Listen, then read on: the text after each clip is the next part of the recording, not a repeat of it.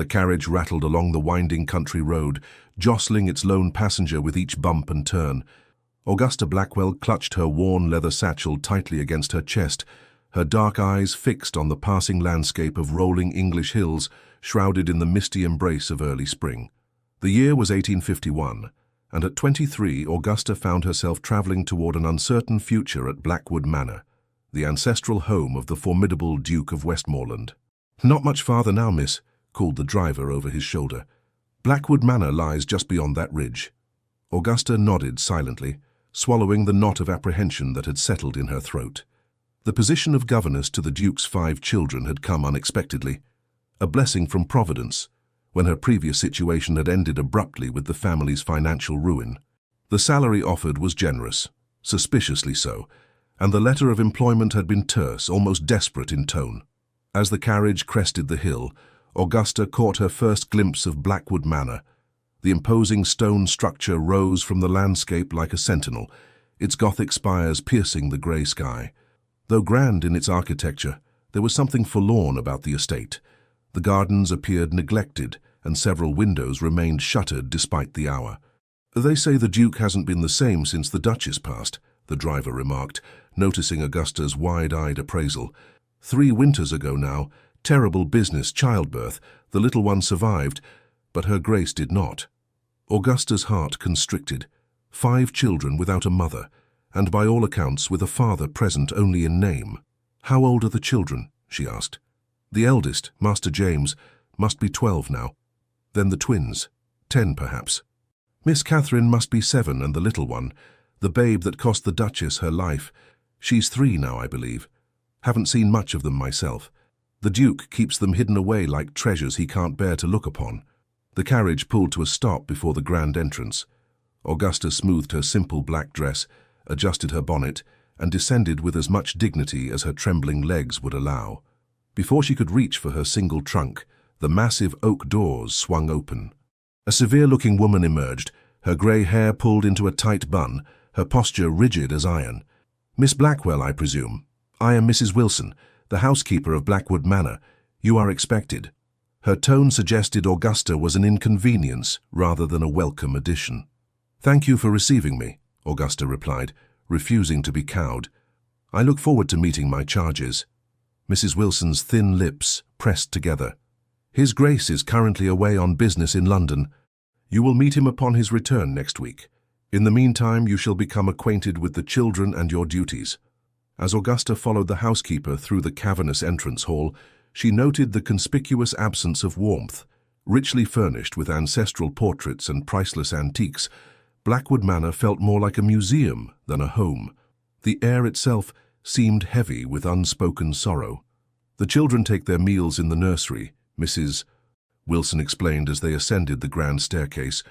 "You will join them there. The Duke dines alone when in residence." Her voice lowered. "Miss Blackwell, I feel I must warn you. The previous 4 governesses lasted less than 6 months each. The children have been difficult since their mother's passing." Augusta raised her chin. "I am not easily discouraged, Mrs. Wilson." The housekeeper's expression remained doubtful. "The East Wing is reserved for the family and staff. The West Wing, including His Grace's study and chambers, is strictly forbidden without explicit invitation." She paused before a door. "This will be your room. The nursery is at the end of the corridor. The children are there now with their nurse, Mrs. Pembroke, who cares for the youngest, Miss Eleanor." Augusta's chamber was modest but comfortable, with a small fireplace, a narrow bed, and a writing desk positioned beneath a window overlooking the neglected rose garden. After freshening up, she steeled herself for the meeting that would determine the course of her new life. The nursery door stood slightly ajar when Augusta approached. From within came the sound of a child's frustrated cry and a harried adult voice attempting to restore order. Augusta knocked gently before entering. The scene that greeted her was one of barely contained chaos. Books and toys lay scattered across the floor. A boy of about 10 was engaged in what appeared to be a fencing match with a fireplace poker, while his identical twin brother cheered him on. A serious-looking older boy sat in the window seat, seemingly determined to ignore the pandemonium around him. In a corner, a young girl with honey-colored curls was methodically cutting paper dolls from what appeared to be pages torn from a book. Only the nursemaid, a plump, exhausted-looking woman cradling a sleepy toddler, noticed Augusta's entrance. "Heavens! You must be the new governess," she exclaimed, rising with difficulty. "I'm Mrs. Pembroke. This is little Eleanor." The woman looked at Augusta with undisguised relief. "Children, children! Your new governess has arrived." The activity in the room ground to a halt as 4 pairs of eyes turned to assess the newcomer. Augusta recognized the critical appraisal in their gaze. She was being measured, evaluated for weaknesses they could exploit. Augusta stepped fully into the room, closing the door behind her. "Good afternoon," she said with quiet authority. "I am Miss Augusta Blackwell, and I have the privilege of being your new governess." The eldest boy, James, approached her with deliberate slowness. Auburn-haired like his siblings, with his father's reported aristocratic features, he carried himself with the premature gravity of a child forced too early into responsibility. "How long do you intend to stay, Miss Blackwell?" he asked bluntly. "Miss Hayes lasted 4 months, Miss Richardson barely 3. Augusta met his challenging gaze steadily. "I intend to stay as long as I am needed, Master James." "Father doesn't need anyone," the boy replied coldly. "And neither do we." One of the twins snorted. "Speak for yourself, James. I, for one, would welcome someone who can actually teach something of interest." His accent was impeccably aristocratic, his vocabulary advanced for his age. "I'm Frederick," he continued with a mock bow. "The superior twin. That uncultured creature with the poker is my brother George." George brandished the poker defensively. "At least I don't hide behind books all day." The little girl looked up from her decimated book. "I'm Catherine. Are you going to make us recite French verbs?" Miss Richardson was obsessed with French verbs. It was dreadfully boring. Augusta took in each child, their defiance, their hurt, their longing poorly disguised as indifference. "I believe education should nurture curiosity, not suffocate it," she said. "We will certainly study French, mathematics, history, and literature as befits your stations, but we shall also explore music, art, and the natural sciences." "Father says art and music are frivolous pursuits," James interjected. Augusta raised an eyebrow. "Is that so? Well, I find that curious, considering the magnificent pianoforte I noticed in the drawing room and the rather impressive collection of paintings adorning the gallery." For the first time, uncertainty flickered across James's face. The toddler in Mrs. Pembroke's arms squirmed to be put down. Once on her feet, little Eleanor toddled directly to Augusta and gazed up with solemn eyes so like her mother's, according to the locket Augusta had glimpsed hanging in the hallway. "Up," the child requested, raising her arms. The nursery fell silent. According to Mrs. Pembroke's widening eyes, this was unprecedented behavior from the normally shy child. Without hesitation, Augusta lifted Eleanor into her arms. The little girl immediately touched Augusta's dark curls with wonder, then settled comfortably against her shoulder. "Well," breathed Mrs. Pembroke, "I've never seen the like." Something in the atmosphere of the room shifted. The twins exchanged glances. Catherine abandoned her paper dolls, and even James's rigid posture softened infinitesimally. "Lessons will begin tomorrow after breakfast," Augusta announced, still holding Eleanor. "Tonight, perhaps you might acquaint me with your favorite books. I brought several of my own that I think you might enjoy."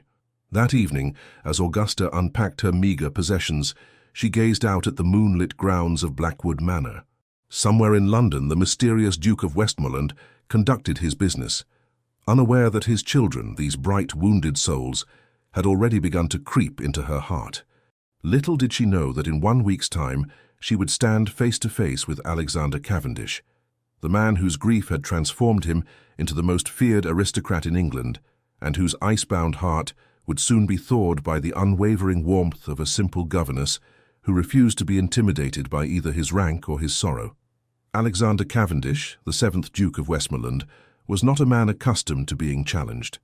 As his carriage approached Blackwood Manor after a fortnight in London, his business having taken longer than anticipated, his thoughts were occupied with estate matters, parliamentary concerns, and the persistent headache that seemed his constant companion these past 3 years.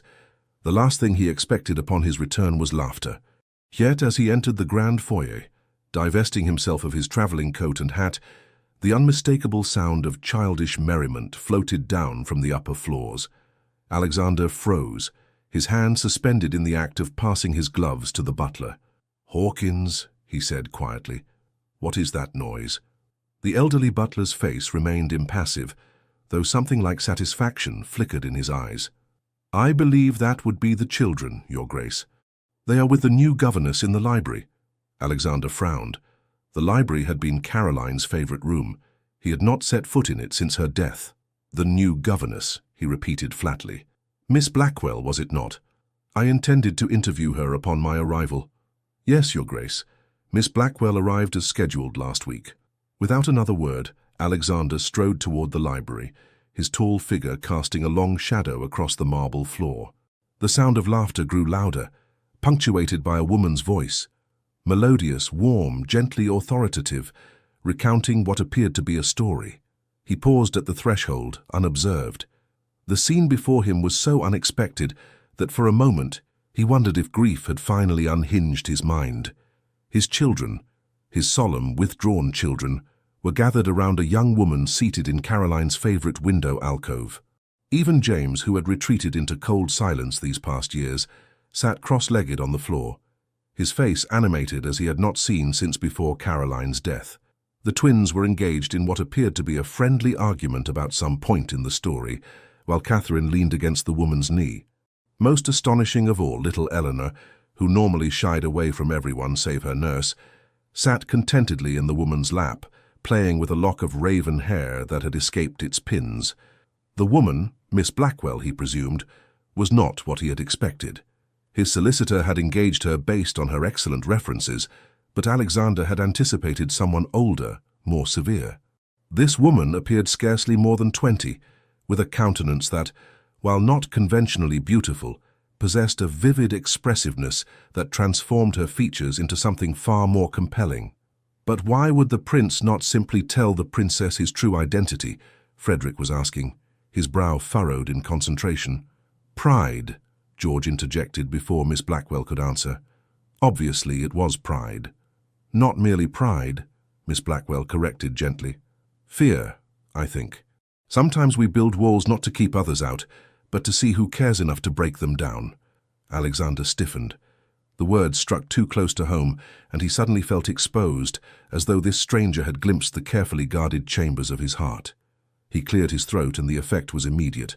5 heads turned in his direction, the children's expressions transforming from animation to wary reserve. Miss Blackwell alone remained composed, though he noted the slight widening of her dark eyes. "Father!" Catherine exclaimed, before remembering herself and dropping into a hasty curtsy. The boys scrambled to their feet, bowing awkwardly. "Your Grace," Miss Blackwell said, rising with Eleanor still in her arms. Her voice was steady, her gaze direct as she curtsied with remarkable grace despite the child's weight. "Welcome home. We did not expect you until tomorrow." "Evidently," Alexander replied coldly. "I find myself at a disadvantage, Miss Blackwell. You appear to have made yourself quite at home in my absence." A flash of something, indignation perhaps, crossed her features before she composed them again. "I apologize if we have disturbed you, Your Grace. We were concluding our literature lesson for the day. In my late wife's favorite room." A hush fell over the library. Even the children seemed to hold their breath. Miss Blackwell met his gaze unflinchingly. "Yes, Your Grace. The Duchess had excellent taste. This room houses not only the finest collection of books in the county, but also receives the best light for reading. I believe education should be conducted in pleasant surroundings whenever possible." Alexander was unaccustomed to being addressed in such a direct manner, particularly by an employee. Before he could formulate a suitably cutting response, Eleanor stretched her small arms toward him. "Papa," she said clearly, a word he had rarely heard from her lips.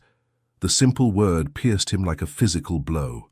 For a terrible moment, he saw Caroline in the child's face, the same delicate features, the same trusting gaze that had once been turned upon him with love. "I have business to attend to," he said abruptly, ignoring his youngest daughter's outstretched arms. "Miss Blackwell, I expect a full report on the children's progress in my study after dinner. Children, continue with your lessons."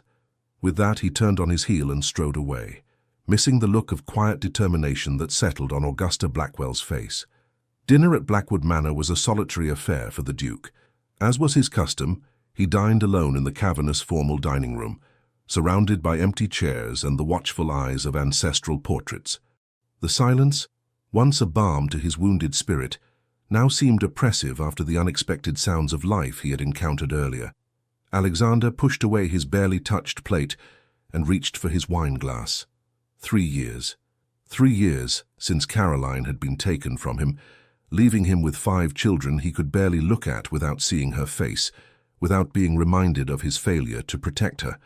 A soft knock at the door interrupted his dark musings. "Enter," he called, expecting Hawkins with the port. Instead, Augusta Blackwell stood in the doorway, her posture straight, her expression composed. She had changed for dinner, he noted, into a gown of deep blue that, while simple, complemented her coloring. Her dark hair was arranged in a modest style that nonetheless revealed the elegant line of her neck. "You requested a report on the children's progress, Your Grace," she said, remaining at a respectful distance. Alexander gestured impatiently to a chair. "Sit, Miss Blackwell. I dislike conversing with someone hovering in doorways." She took the offered seat with quiet dignity, placing a leather-bound notebook on the table before her. "I have kept detailed records of each child's academic development, strengths and areas requiring additional attention." "And what have you discovered in a mere week that 4 previous governesses failed to discern?" he asked, unable to keep the skepticism from his voice. Augusta Blackwell's chin lifted slightly. "That your children are extraordinary, Your Grace, though each in different ways. Master James has a remarkable mind for mathematics and strategy. He defeated me soundly at chess yesterday, a feat I assure you is not easily accomplished. The twins, while outwardly similar, possess distinctly different talents. Master Frederick has a gift for languages and literature, while Master George exhibits exceptional spatial reasoning and mechanical aptitude. Miss Catherine's artistic abilities are truly impressive for a child of her age, and even little Miss Eleanor shows signs of an unusually retentive memory." Despite himself, Alexander was intrigued. This assessment matched his own observations from before everything changed. "You seem to have formed these opinions rather quickly." "Children reveal themselves readily to those who truly see them, Your Grace," she replied quietly. An uncomfortable silence fell between them. Alexander found himself uncharacteristically discomforted by this woman's direct gaze. Most people, even those of his own social standing, could not hold his eye for long, intimidated by his reputation or his rank. Miss Blackwell, however, regarded him with neither fear nor false deference, but with a clear-eyed assessment that suggested she saw beyond the ducal title to the man beneath. It was most unsettling. "I understand you've been using the library for lessons," he said abruptly. "That will cease immediately. The schoolroom is more than adequate." Something flashed in her eyes, disappointment, frustration, but her voice remained even. "As you wish, Your Grace. However, I believe the children benefit from the change in environment. Confinement to a single room day after day dulls the mind and spirit. The children's minds and spirits are not your concern, Miss Blackwell. Their education is. With respect, Your Grace, they cannot be separated. A child who withers emotionally cannot flourish intellectually." Alexander's hand tightened around his wine glass. "Are you suggesting my children are withering, Miss Blackwell?" She hesitated, and he could see her weighing her words carefully. "I believe your children are mourning, Your Grace, not only for their mother but for the father who withdrew from them when they needed him most." The words landed like a physical blow. Alexander rose from his chair, anger coursing through him. "You forget yourself, Miss Blackwell. You were hired to instruct my children in academics, not to psychoanalyze their relationship with me." Augusta remained seated, her gaze steady. "I was hired to care for your children's well-being, Your Grace. That extends beyond Latin declensions and mathematical equations. You have been in my household 1 week," he said coldly. "Do not presume to understand matters that began long before your arrival." "I understand grief, Your Grace." Her voice softened, and something in her expression, a shadow of old pain, caught him off guard. "I understand how it can consume us, convince us that by closing ourselves off from love, we might never again experience loss." Alexander turned away, unwilling to let her see how accurately her words had struck home. "That will be all, Miss Blackwell. Your children need you," she said quietly, rising from her seat. Not the Duke of Westmoreland with his titles and responsibilities, but Alexander Cavendish, their father. "I said that will be all." She gathered her notebook, and moved toward the door, but paused on the threshold. The children have prepared a small musical performance for tomorrow afternoon. They have worked very hard this past week. It would mean the world to them if you would attend. Before he could respond, she was gone, leaving Alexander alone with thoughts more turbulent than they had been in years. Later that night, unable to sleep, Alexander found himself wandering the long corridors of Blackwood Manor. His restless steps carried him to the nursery wing, a part of the house he rarely visited, especially at night. Outside the children's rooms, he hesitated, then quietly opened the first door. The twins slept peacefully. George's arm flung dramatically across his pillow. Frederick curled neatly on his side with a book still clutched in his hand. Alexander gently removed the volume and placed it on the nightstand, an action so natural and yet so foreign that it made his chest ache. In Catherine's room, his artistic daughter had fallen asleep amid sketches and colored pencils. The drawing on top showed what appeared to be a family, tall figures and small, standing together beneath a tree. Alexander's throat tightened as he carefully gathered the art supplies and placed them on her desk. James, ever the light sleeper, opened his eyes as the door to his room creaked. "Father," he murmured, sitting up. "Go back to sleep, James," Alexander said softly. "I was just checking on you."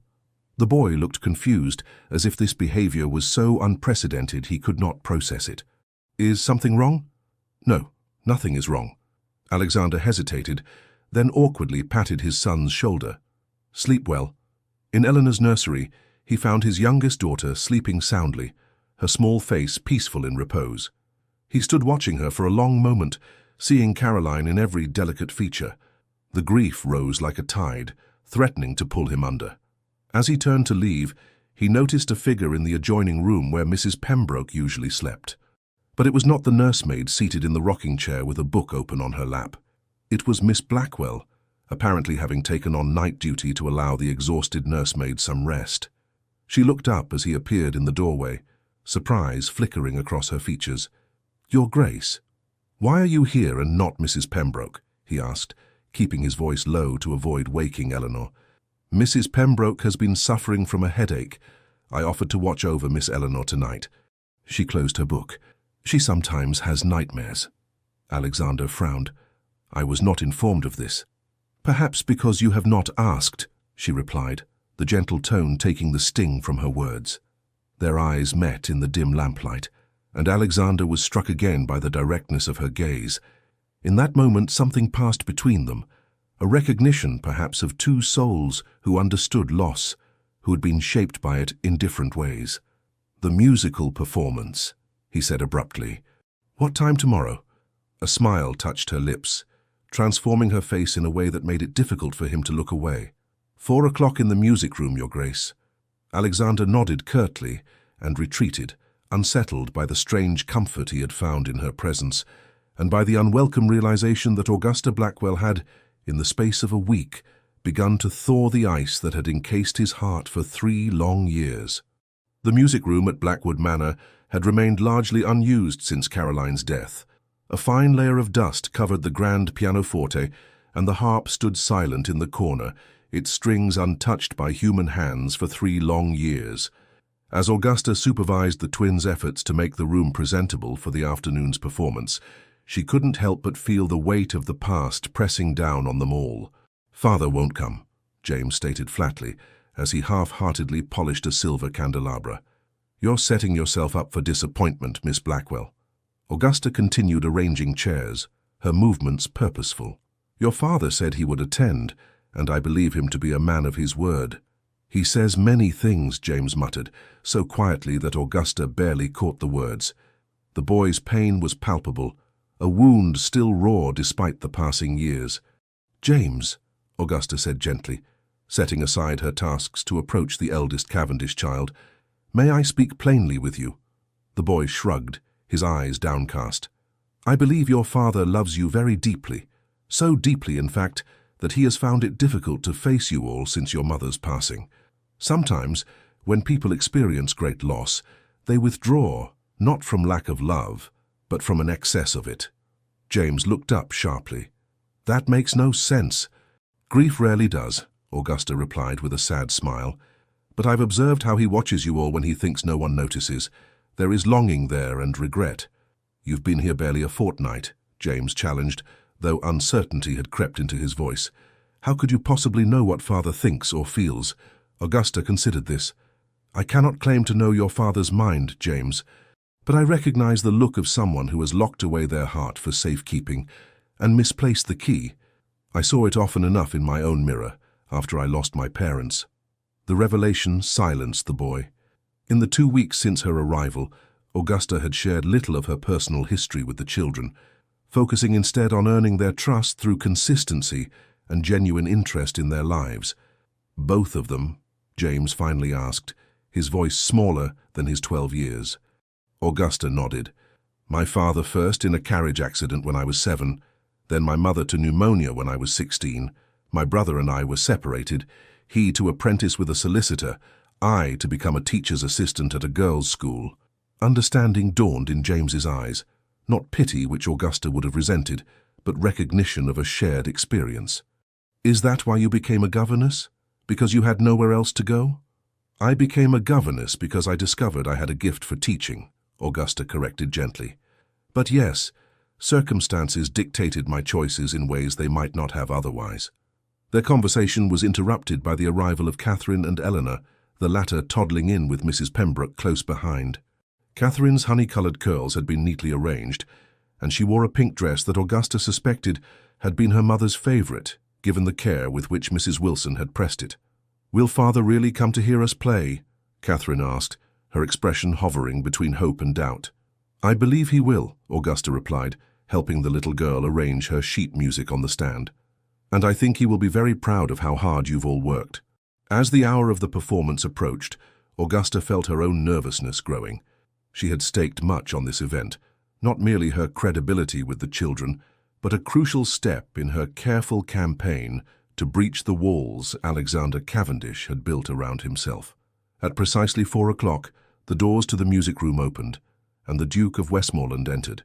His tall figure seemed to fill the doorway, his expression guarded as he surveyed the transformed space. The children immediately fell silent, their earlier excitement dampened by their father's imposing presence. Your Grace, Augusta greeted him with a curtsy. Thank you for joining us. The children have prepared several pieces for your enjoyment.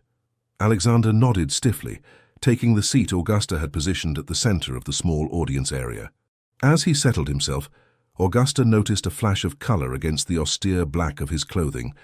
A small nosegay of spring flowers protruded from his coat pocket, clearly gathered with childish hands. Miss Eleanor insisted her father needed flowers, Mrs. Pembroke whispered, following Augusta's gaze. She gathered them from the kitchen garden this morning. Something warm unfurled in Augusta's chest at this small evidence of the bond that still existed between father and children, despite the emotional distance of recent years. The performance began with Frederick at the pianoforte, his slender fingers moving confidently across the keys in a simple but well-executed minuet.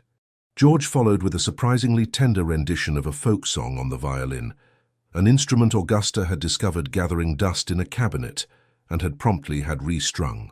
Catherine, nervous but determined, performed a sweet melody on the pianoforte that Augusta had simplified for her still developing skills. James had initially refused to participate, but at the last moment stepped forward with a piece of paper in his hand. I have not prepared a musical piece, he announced formally, glancing anxiously at his father. Instead, I have written a poem. It is called Remembrance. Augusta held her breath as the boy began to recite, his young voice gathering strength with each line of what proved to be a poignant tribute to his mother. As James spoke the final verse, Augusta dared to look at Alexander. The Duke sat rigidly, his hands gripping the arms of his chair, his face a mask of control that nevertheless failed to conceal the emotion in his eyes. When James finished, silence filled the room. Then, to everyone's astonishment, Alexander rose and approached his eldest son. For a moment he stood before the boy, seemingly at a loss. Then, with visible effort, he placed a hand on James's shoulder.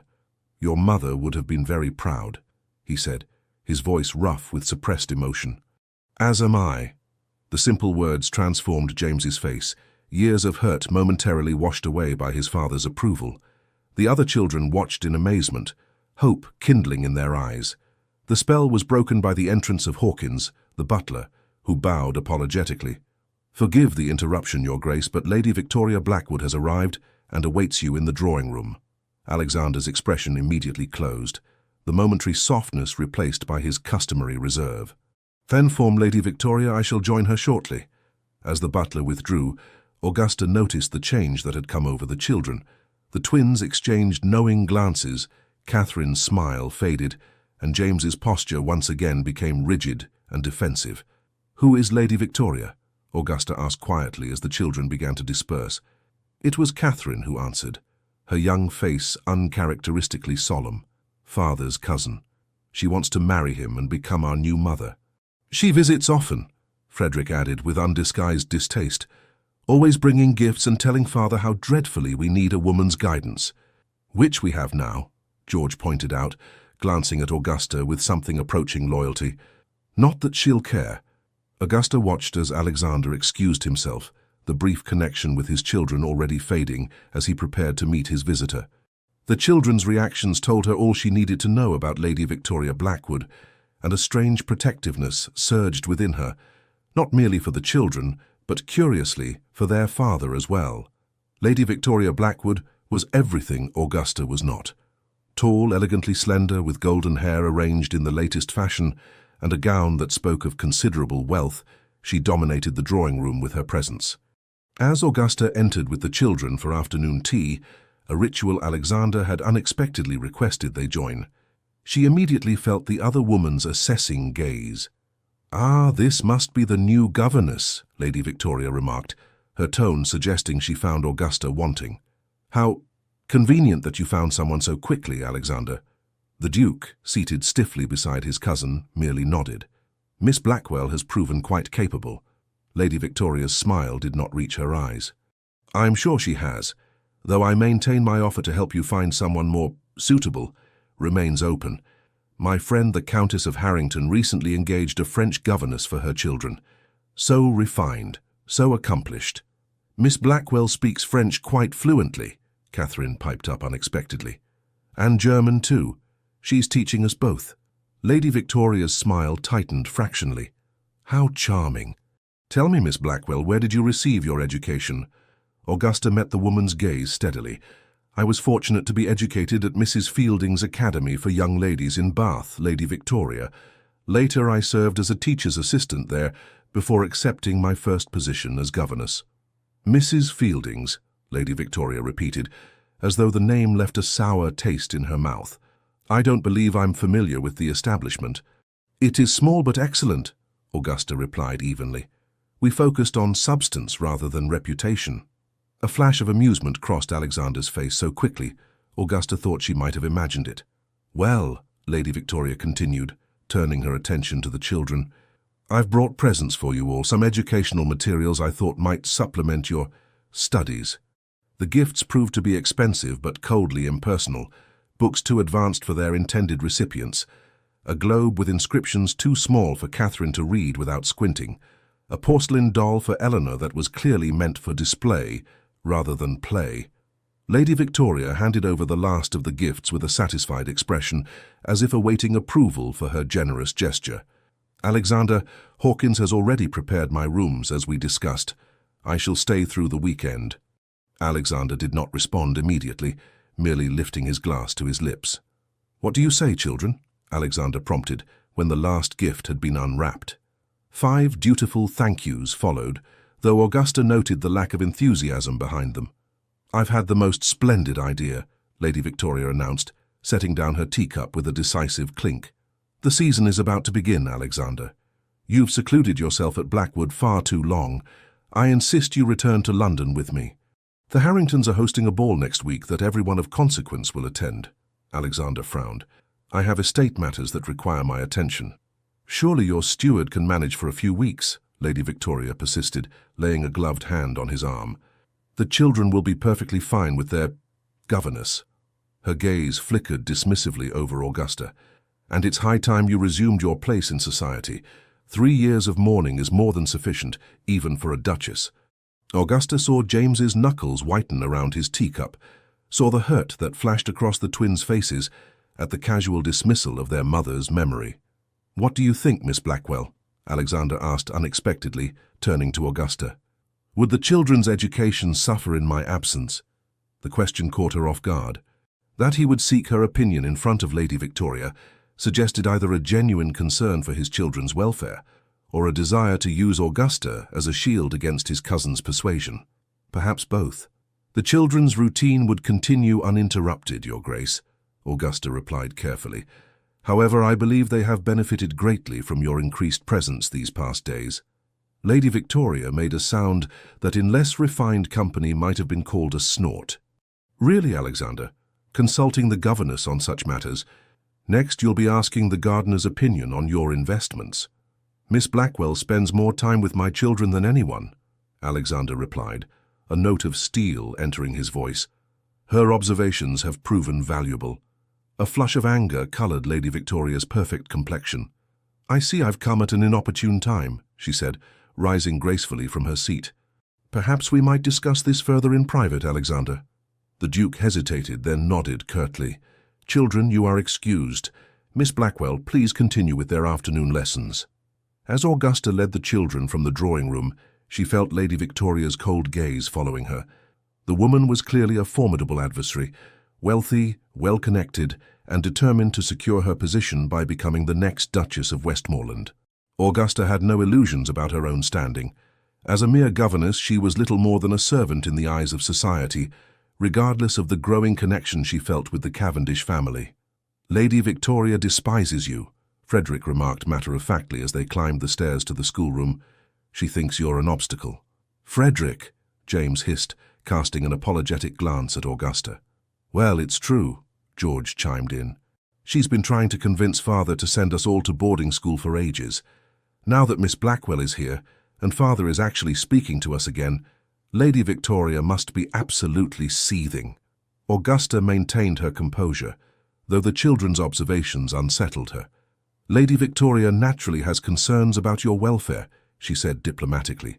"As your father's cousin, she—" "Second cousin," Catherine corrected with surprising vehemence.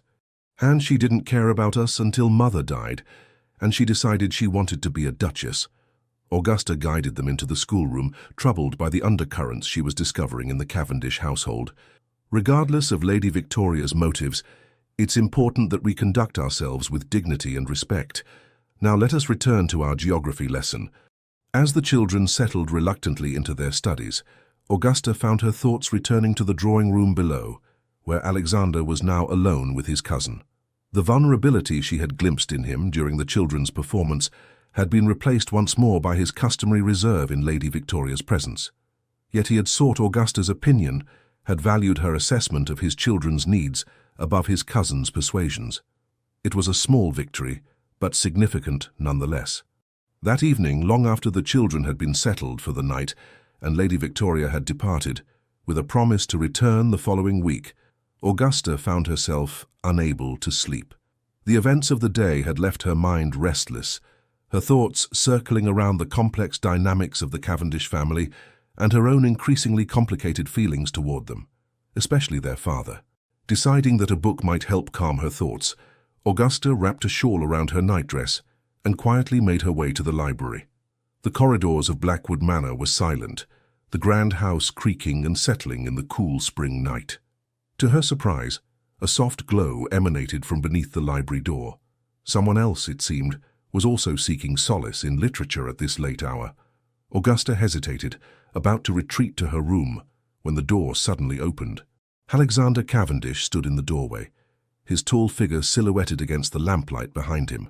He had removed his coat and cravat, and the top buttons of his shirt were undone, revealing a glimpse of his throat. His hair, usually impeccably styled, was slightly disheveled as though he had repeatedly run his hands through it. "Miss Blackwell," he said, clearly as startled to see her as she was to encounter him. "Your Grace," Augusta replied, acutely aware of her inappropriate attire. Though her nightdress was modest and fully covered by her shawl, the situation was decidedly improper. "Forgive me, I did not mean to disturb you. I was having difficulty sleeping and thought a book might help." Alexander studied her for a moment, then stepped aside. "By all means, the library is at your disposal." Augusta hesitated, caught between propriety and the unexpected opportunity to speak with the Duke alone, without the barriers of formal interaction. "Unless you fear ruination by being alone with me in the middle of the night," Alexander added, with a flash of unexpected humor in his eyes. "I think my reputation can withstand it, Your Grace," Augusta replied, surprising herself with her boldness. "Though Mrs. Wilson might have strong opinions on the matter." A ghost of a smile touched Alexander's lips as he gestured for her to enter. "Mrs. Wilson has strong opinions on everything. It's her most consistent quality." The library was warm, a small fire still burning in the grate. An open book and half-empty glass of brandy on the side table indicated where Alexander had been sitting. As Augusta moved toward the shelves, searching for something to justify her presence, she felt his eyes upon her. "You handled Victoria admirably today," he said abruptly. Augusta turned, surprised by the comment. "Lady Victoria is formidable. A diplomatic assessment." Alexander picked up his brandy glass, swirling the amber liquid thoughtfully. "She was displeased by your presence, you know. Victoria has been campaigning to place her own choice of governess in this household for some time." "I gathered as much," Augusta admitted. "The children seem wary of her intentions." Alexander's expression darkened. "Children often perceive what adults choose to ignore." Augusta selected a volume of poetry from the shelf, running her fingers over the leather binding. "May I ask you something, Your Grace?" He gestured for her to continue, his face inscrutable in the flickering light. "The children believe Lady Victoria wishes to become the next Duchess of Westmoreland. Is that a prospect you favour?" The bluntness of her question clearly startled him. For a moment, Augusta feared she had overstepped dramatically, but Alexander's response, when it came, was measured rather than angry. "Victoria is suitable in every way that society deems important," he said carefully. "She is well-born, well-connected, and would provide the children with a mother figure of appropriate standing. Those are reasons society might approve of such a match," Augusta observed quietly. "Not reasons why you might desire it." Alexander looked at her sharply. "You speak very freely, Miss Blackwell. Forgive me, Your Grace, it is not my place to question your personal affairs." He set down his glass with deliberate care. "And yet you just did." After a pause, he added, "No, I do not favour the prospect, despite the apparent suitability. Victoria sees the title, the estates, the position, not the man. Nor, I suspect, does she truly see the children as anything but accessories to the role she covets." The admission hung in the air between them, more revealing than any statement Alexander had made in Augusta's presence. She chose her next words with care. "The children flourished today when you attended their performance. They hunger for your approval, your presence in their lives." A shadow crossed Alexander's face. "I am not the father they deserve." "You could be," Augusta replied simply. Their eyes met across the room, and Augusta felt something shift between them, a moment of connection that transcended their respective positions, that acknowledged the growing understanding that had developed over these past weeks. "Why did you become a governess, Miss Blackwell?" Alexander asked suddenly. "You are clearly educated beyond the requirements of the position and possess an uncommon intelligence. Surely other paths were available to you." Augusta hesitated, then decided on honesty. "Necessity initially. After my parents died, I had few options as a woman without fortune or connection, but I discovered I had a genuine gift for teaching, for helping children find their strengths and overcome their weaknesses." "And what of your own life? Do governesses not dream of homes and families of their own?" The personal nature of the question should have offended her, but Augusta found herself answering truthfully. "Of course. But circumstances have a way of redirecting our dreams. I've made peace with my path." Alexander stepped closer, close enough that Augusta could detect the faint scent of brandy on his breath, the subtle fragrance of his shaving soap. "Have you? Made peace with it?" Her heart quickened traitorously. Most days. Something in his expression softened, and for a breathless moment Augusta thought he might reach for her. Instead, he stepped back, restoring the proper distance between them. "It's late," he said, his voice once again the controlled tone of the Duke rather than the man. "You should return to your room, Miss Blackwell." Augusta clutched her forgotten book to her chest and nodded. "Good night, Your Grace." As she reached the door, his voice stopped her. "Augusta." It was the first time he had used her given name, and the sound of it in his deep voice sent an unexpected shiver through her. "Thank you," he said simply, "for what you've done for my children." She offered him a small smile. "They make it easy to care for them, Your Grace." "Alexander," he corrected quietly, "when we are alone, I would prefer you call me Alexander." The invitation represented a crossing of boundaries that could not be undone. Augusta knew she should decline, should maintain the formal distance that propriety demanded between a duke and his children's governess. Instead, she found herself nodding. "Good night, Alexander," she said softly, and slipped from the library before she could witness his reaction. As Augusta made her way back to her room, her heart pounding with emotions she dared not name, she was unaware of the figure watching from the shadows of the corridor. Lady Victoria's lady's maid, who had remained at Blackwood Manor overnight to prepare her mistress's rooms for her return visit, had observed the entire exchange and would waste no time in reporting it to her employer. The weeks that followed brought subtle but significant changes to Blackwood Manor. The children's lessons expanded beyond the schoolroom to include nature walks on the estate grounds, where Augusta taught them to identify local flora and fauna. The library became a regular gathering place in the evenings, with readings and discussions that increasingly included their father. Even the gardens, long neglected, began to show signs of renewal, as Alexander instructed the groundskeeper to restore Caroline's beloved rose beds. Most remarkable of all was the gradual transformation in Alexander himself. The ice that had encased him for 3 years was thawing, revealing glimpses of the man he had once been, intelligent, thoughtful, possessed of a dry wit that emerged with increasing frequency in Augusta's company. The children flourished under the combined attention of their father and governess. James abandoned his defensive posture and began to assume the responsibilities of his position as heir with genuine interest rather than resentful duty. The twins channeled their energies into complementary pursuits that showcased their individual talents. Catherine's artistic abilities blossomed under Augusta's encouragement, and even little Eleanor began to speak in complete sentences, her natural vivacity emerging from the shell of shyness that had previously contained it. For Augusta, these changes brought both joy and trepidation. Joy at witnessing the healing of this wounded family, trepidation at the realization that her own heart was increasingly entangled with them all, especially their father. The moments alone with Alexander had grown more frequent. Discussions about the children's progress that extended into wider conversations about literature, philosophy, politics, accidental encounters in the library or gardens that no longer seemed entirely accidental, a growing ease between them that defied the boundaries of their respective positions. "You should join us for dinner this evening," Alexander said one afternoon as they watched the children engaged in a spirited game of cricket on the lawn.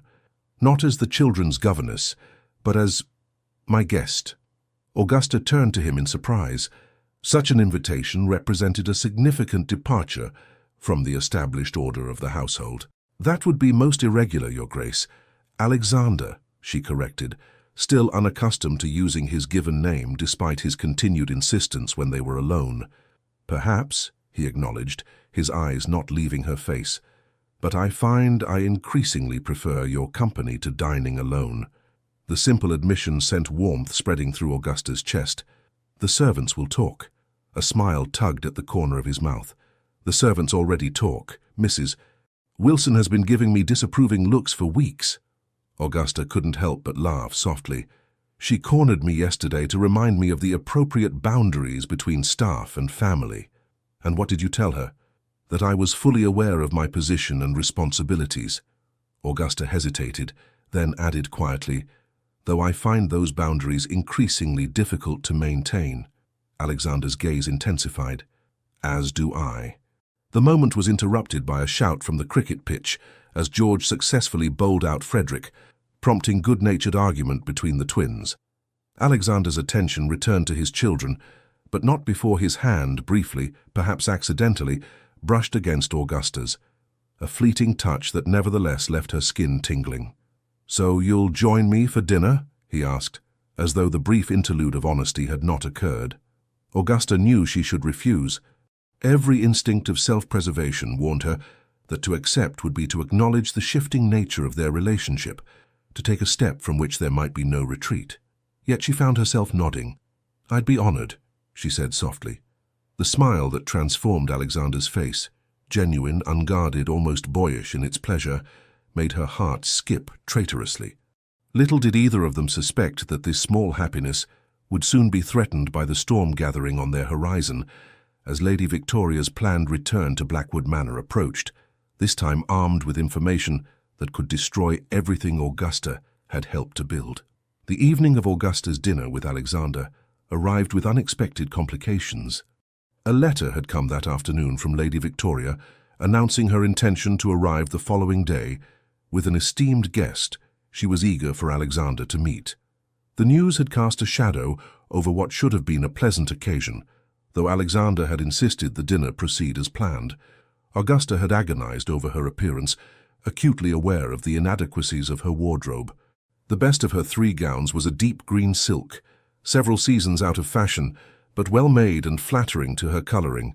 She had twisted her dark hair into a simple but elegant arrangement, adorned with a single pearl hairpin, a gift from her mother and one of the few pieces of jewelry she possessed. As she made her way to the small family dining room, where Alexander had arranged for them to dine privately, Augusta fought to calm her nerves. This was folly, she knew, a brief pretense at equality that could not last. Tomorrow Lady Victoria would return, and Augusta would resume her proper place in the household hierarchy. Yet she could not bring herself to decline this one evening of what might have been under different circumstances. Alexander was waiting for her, standing before the fireplace with a glass of wine in hand. He turned as she entered, and the appreciation in his gaze as it traveled over her made Augusta's cheeks warm. "You look beautiful," he said simply, crossing to pour her a glass of wine. "Thank you," she replied, accepting the glass with only a slight tremor in her hand. "Though I fear my best hardly compares to what you must be accustomed to in London society." Alexander's expression grew serious. "You compare favorably to anyone I've encountered in any society, Augusta. Your beauty lies not merely in your appearance, though that is certainly worthy of admiration, but in your intelligence, your compassion, your strength of character." The compliment, delivered with such sincerity, left Augusta momentarily speechless. Before she could formulate a response, Hawkins entered to announce that dinner was served.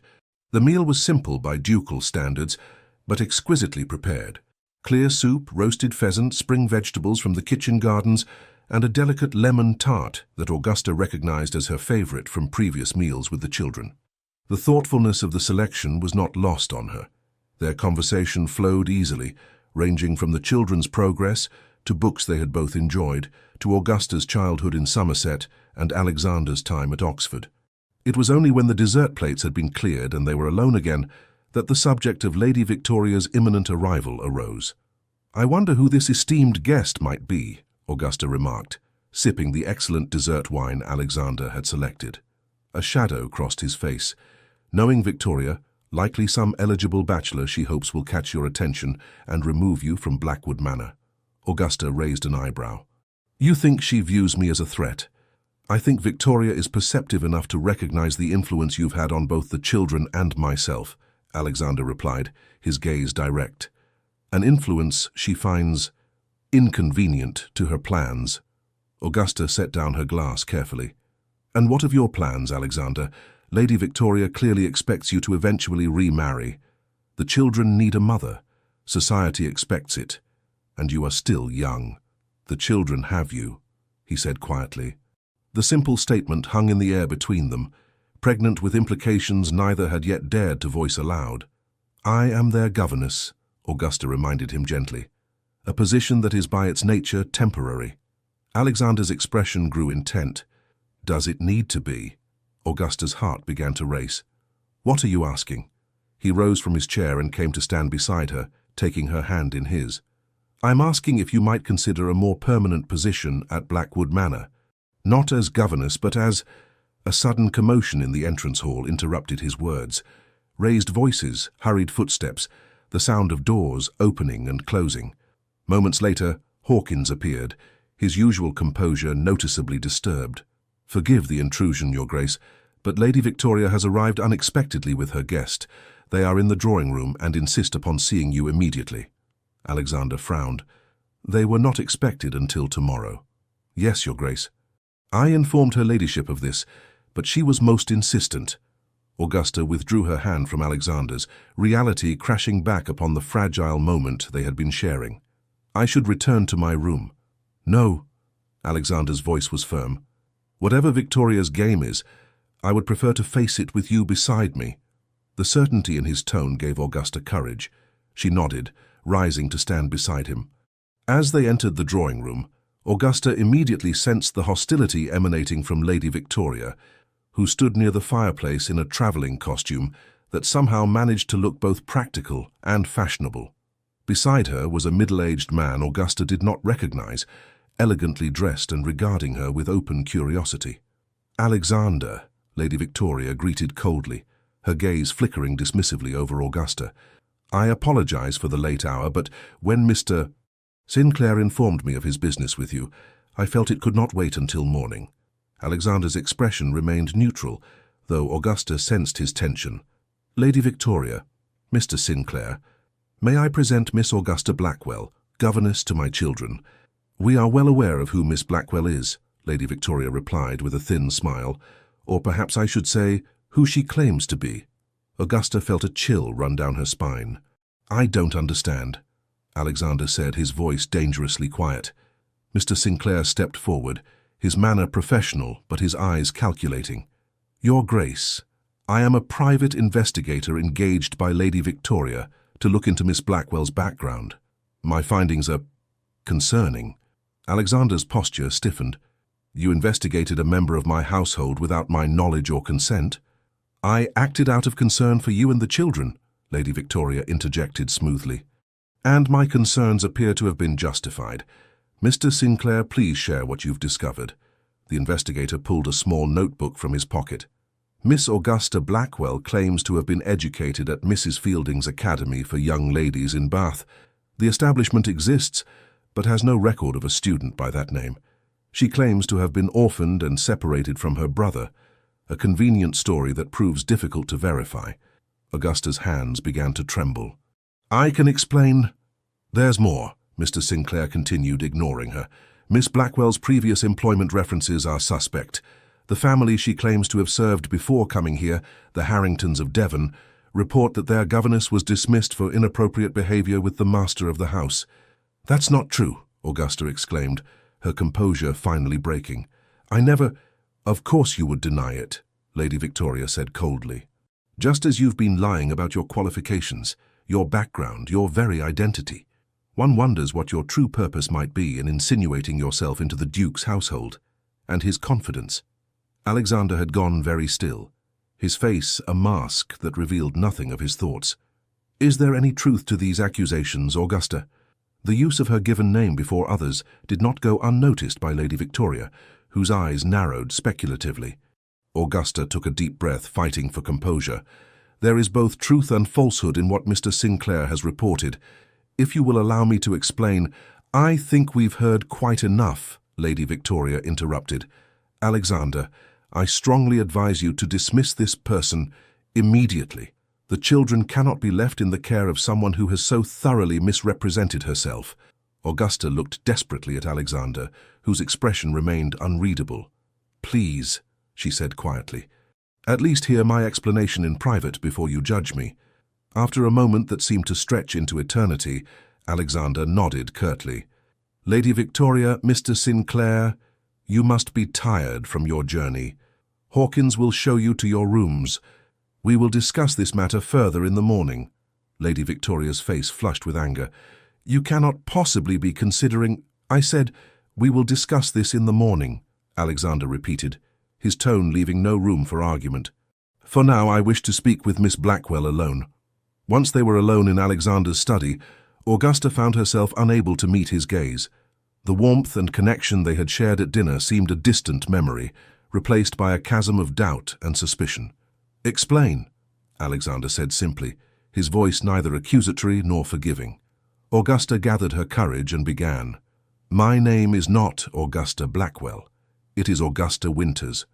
I changed it after leaving my position with the Harringtons, not because I was dismissed for impropriety, but because Lord Harrington's unwanted advances made my position untenable." She saw Alexander's expression shift slightly, but continued before he could speak. When I refused him, he threatened to ruin my reputation, to ensure I would never find employment as a governess again. I fled in the night with only what I could carry. I knew no one would accept my word against his, so I created a new identity. I could not use my real references, so I fabricated new ones. "And your education?" Alexander asked quietly. "I was educated at Mrs. Fielding's, but under my real name. My parents did die, as I described, and my brother and I were separated. Everything I told you about my life was true except for my surname." Augusta finally looked up, meeting his gaze directly. "I never intended to deceive you, Alexander. I only wanted to secure honest employment, to use my skills to support myself with dignity. Why did you not tell me this when I hired you? Would you have employed me if you knew? A governess with no verifiable references, who had fled her previous position under a cloud of scandal, however unjust." Augusta shook her head. "I had been turned away from 3 households before I saw your advertisement. I was desperate, and your children needed me." Alexander was silent for a long moment, his expression thoughtful. "The children do need you," he finally said. "They have flourished under your care in ways I scarcely thought possible." Hope flickered in Augusta's chest, but Alexander's next words extinguished it. "But I cannot have someone in my household responsible for my children who has built her position on falsehoods." His voice was gentle but firm. "Regardless of the circumstances that drove you to it." "I understand," Augusta whispered, fighting back tears. "I will pack my things immediately." "No," Alexander sighed heavily. "It is late, and you are upset. Stay the night. We will discuss arrangements for your departure in the morning." Augusta nodded, unable to trust her voice. As she turned to leave, Alexander spoke again. "For what it's worth, Augusta, I believe your explanation, and I am sorry for what you endured at the Harringtons." The kindness in his voice nearly broke her composure entirely. With a last anguished glance at the man who had come to mean so much to her, Augusta fled the study, her vision blurred by unshed tears. In her room, as she began to pack her few possessions, a soft knock at the door startled her. Hastily wiping her eyes, Augusta opened it to find Catherine standing in her nightdress, her young face troubled. "Miss Blackwell, why are you crying, and why are you putting your things in your trunk?" Augusta tried to smile reassuringly. "It's nothing for you to worry about, dear. Go back to bed." Catherine's eyes widened in understanding. "You're leaving us, aren't you? Because of Lady Victoria?" Before Augusta could respond, James appeared in the corridor, followed quickly by the twins. Clearly, the children had been conferring about the unexpected late-night arrival. "What's happening?" James demanded, his voice cracking with emotion. "We heard raised voices downstairs." Augusta hesitated, torn between honesty and protecting the children from adult concerns. "There has been a misunderstanding about my past. Your father and I have discussed it, and we feel it would be best if I seek employment elsewhere." "No," Catherine cried, flinging her arms around Augusta's waist. "You can't leave. Father is happy again because of you. We're all happy." The twins looked equally distressed, and even James, who tried so hard to maintain his dignity, appeared on the verge of tears. "She's trying to get rid of you so she can marry Father and send us all to boarding school," George said with unexpected insight. "We heard her talking about it with her lady's maid." "You're the only one who's made things better since Mother died," Frederick added quietly. "Father smiles now. He talks to us. He even laughed yesterday when we were playing cricket." Augusta felt her heart breaking anew. "I'm so sorry, children. Truly I am. But your father has made his decision, and we must respect it." "No, we don't," James said suddenly, a spark of his father's determination flaring in his eyes. "Not if it's the wrong decision." Before Augusta could stop him, James turned and ran down the corridor, the other children following close behind. Augusta hurried after them, her heart racing with apprehension. She found them outside Alexander's study, James pounding on the door with surprising force for a 12-year-old. "Father, Father, you have to come out. It's important." The door opened to reveal Alexander, his cravat loosened and a glass of brandy in his hand. He looked from his eldest son to the assembled children, and finally to Augusta, hovering anxiously behind them. "What is the meaning of this?" he asked, though without real anger. "You can't send Miss Blackwell away," Catherine declared, her small face flushed with emotion. "We need her. You need her. Alexander's expression softened as he regarded his youngest daughter. "Catherine, there are matters involved that you don't understand. We understand that you're making a mistake," James said boldly. "Miss Blackwell has been the best thing to happen to this family since—" His voice faltered. "Since Mother died." The twins nodded vigorously in agreement, and even little Eleanor, who had apparently been awakened by the commotion and carried downstairs by Mrs. Pembroke, reached out her arms to Augusta with a plaintive, "Stay." Alexander looked at his children, really looked at them, and something in his expression shifted. He glanced past them to Augusta, who stood with tears streaming unchecked down her face. "Children," he said finally, his voice gentle but firm, "return to your beds. Miss Blackwell and I have much to discuss, and it is far too late for you to be wandering the corridors." "But father," James began.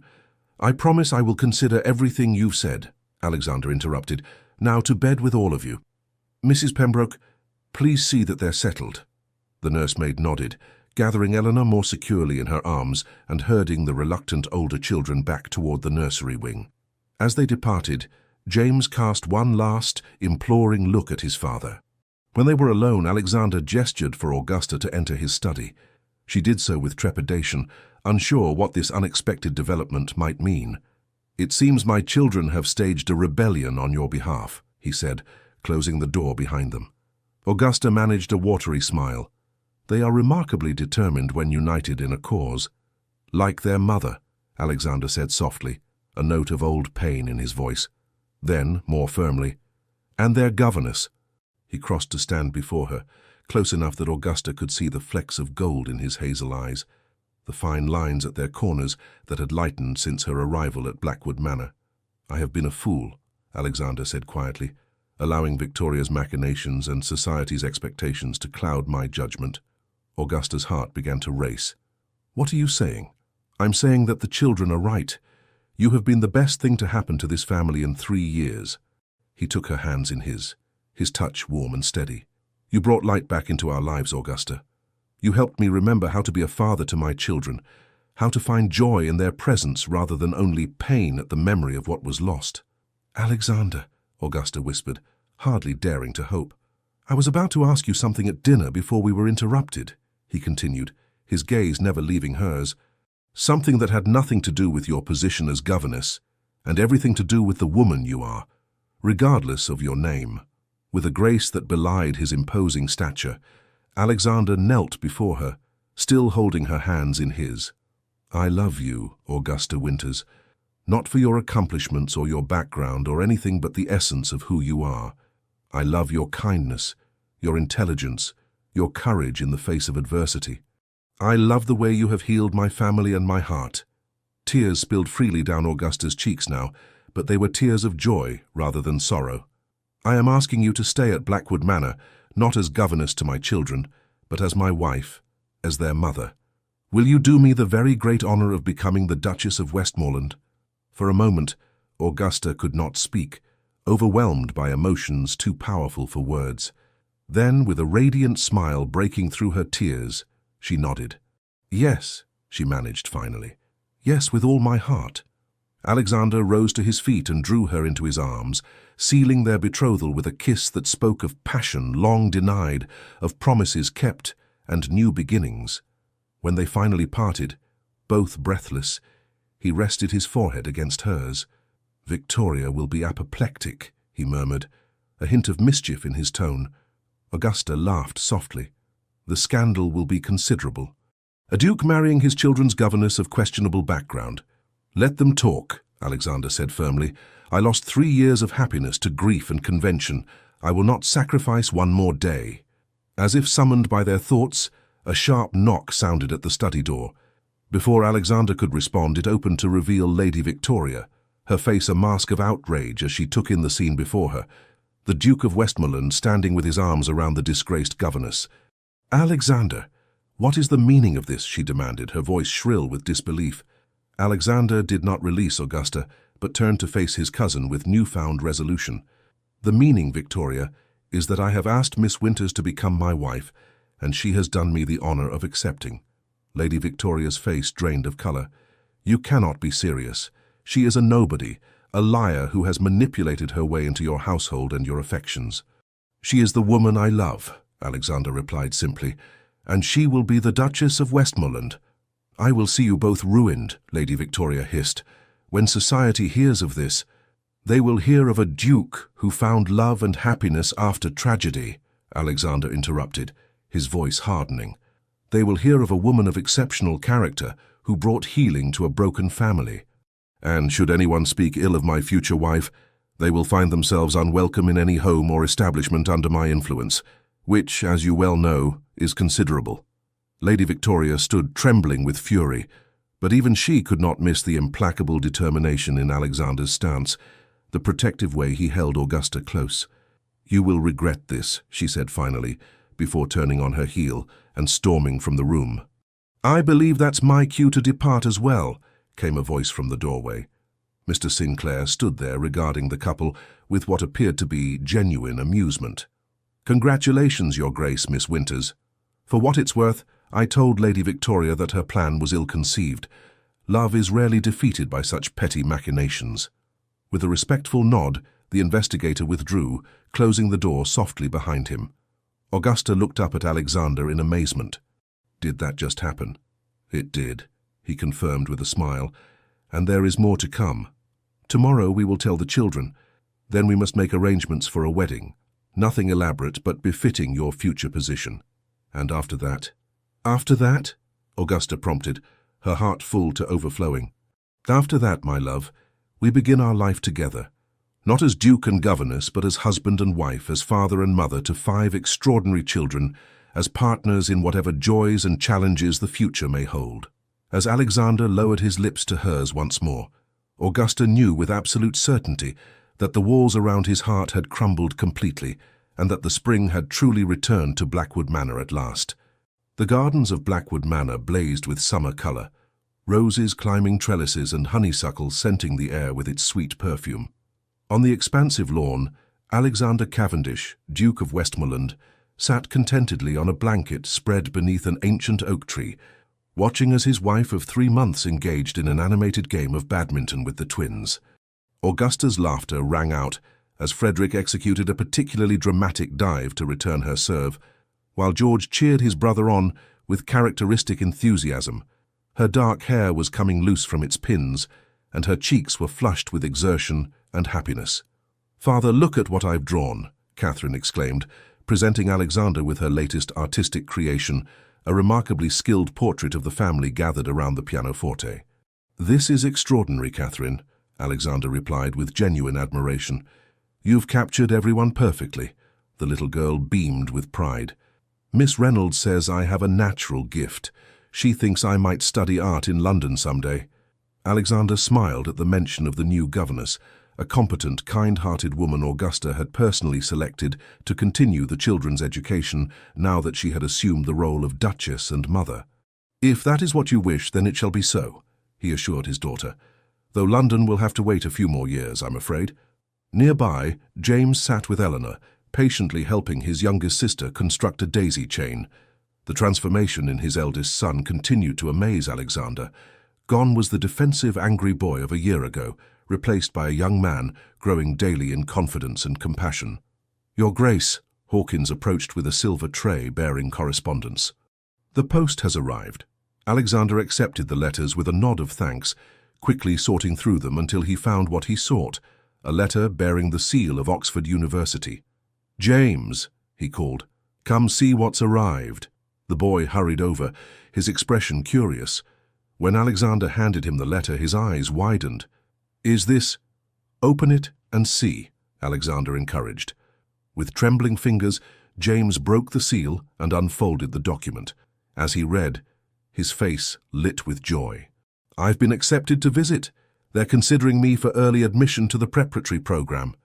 "Of course they are," Alexander said warmly, clasping his son's shoulder. "You've worked incredibly hard this past year. Your mother would be so proud."